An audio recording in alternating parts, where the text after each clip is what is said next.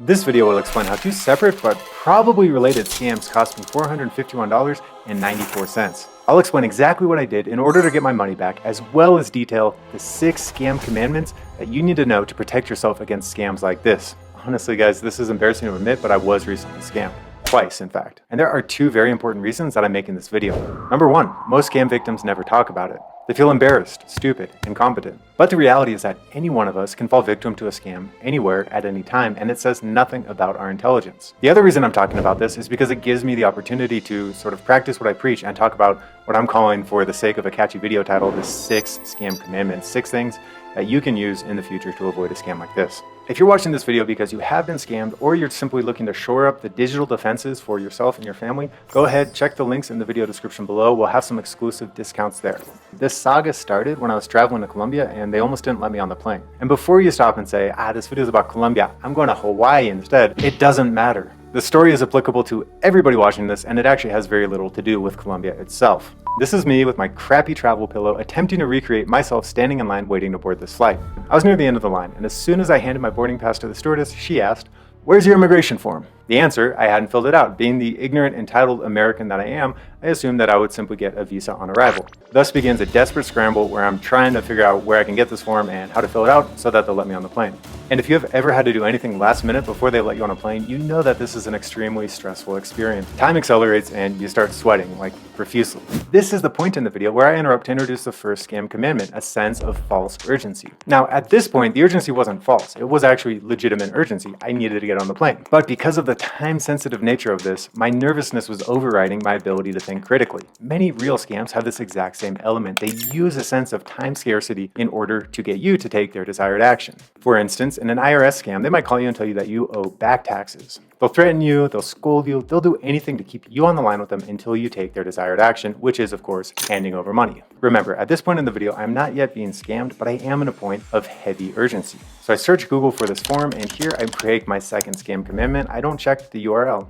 Instead, I do what any 6-year-old would do, and I click the bright colors that you see on the screen here. Classic mistake. I can't count the number of times that I, at Home Security Heroes, have preached, really, that you need to always be checking the URL of the website that you're on. These are very easy to spoof. Yet, I didn't do it myself, at least not thoroughly. And because I was searching for a government form, I should have expected to end up on a .gov.co website, not a .com. I should also point out that the HTTPS padlock that you see on the screen here, this does not always mean a site is legitimate. It just means that the traffic on the site is encrypted. I filled out the form, no problem. I got on the plane, and here's where we flash a generic montage of me enjoying my time in Colombia. Now, the only reason that I ended up finding out that I had in fact fallen victim to a scam is because I was following my third scam commandment of always checking my banking statements. I do this once a month looking for anomalies. $658 spent at Buffalo Wild Wings.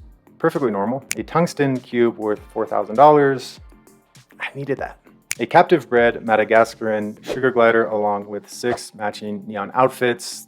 Probably my wife. Everything looked legit until I saw this. Now here's where we zoom in with a dramatic sound. Dun dun dun. Weird. 2 very similar charges on the same date for similar amounts. Did I get drunk in a coffee shop or something? I dug into this and it turns out that I had been the victim of a soft scam. And here I reference the 4th scam commandment, beware of dark patterns. Dark patterns are everywhere. They're not illegal, but they are deceptive. And once you learn how to identify them, you'll start to see them everywhere. You see, these 2 unrecognized charges, I actually did authorize them. They were technically legitimate. But because of a series of very intentional, very dark, very deceptive design practices, I had fallen victim to what I'm calling the first of 2 scams in this video, a soft scam.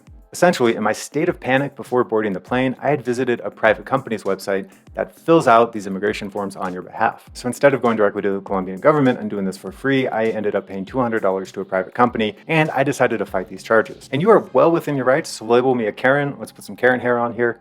But before you do, take this into account. First, let's take a look at the site. It does very little to disabuse users of the notion that it is not the Colombian government's website. Look at this page. It's full of questions, but nowhere, not even in the frequently asked questions section, do they address the fact that they are a private company. I would assume this is a frequently asked question.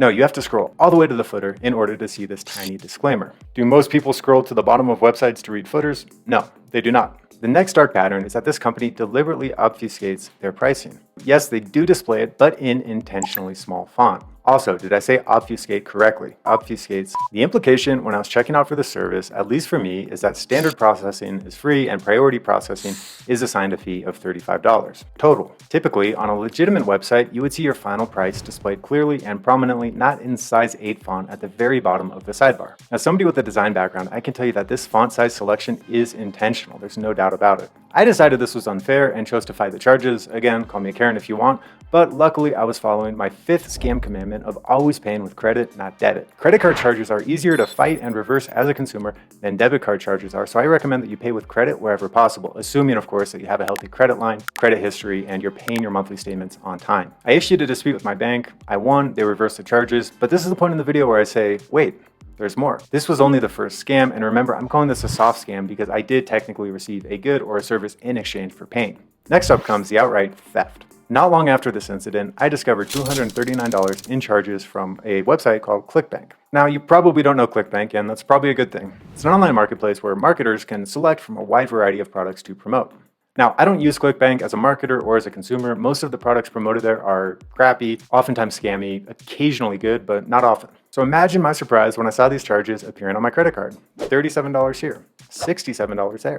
This is a very important point to understand. It is the 6th scam commandment. Beware of small charges. When somebody skims your credit card or otherwise gets access to your credit card details, what are they more likely to do? Sometimes they do head straight to the Apple Store and rack up as many charges as humanly possible, but it is equally, if not more common, that they start putting small charges on this card in order to see whether you notice or not. In all, I was charged $237 and, let me check, 95 cents, but it was made using about 6 transactions. So were these scams related, or is this just a classic case of correlation not equaling causation? I honestly don't know. Ultimately, the story has a happy ending, everything was resolved, but I do want to use it to highlight these 6 scam commandments. Beware of false urgency, always check the URL, check your bank statements at least once a month, beware of dark patterns. Number 5 is pay with credit, not debit, and also make sure that you're using the right credit card company. In my experience, American Express and Chase are the 2 banks most likely to side with the consumer in the event of a dispute, and Capital One is the least likely. And scam commandment number 6, beware of small charges. Identity thieves will use those in the hope that you don't notice them.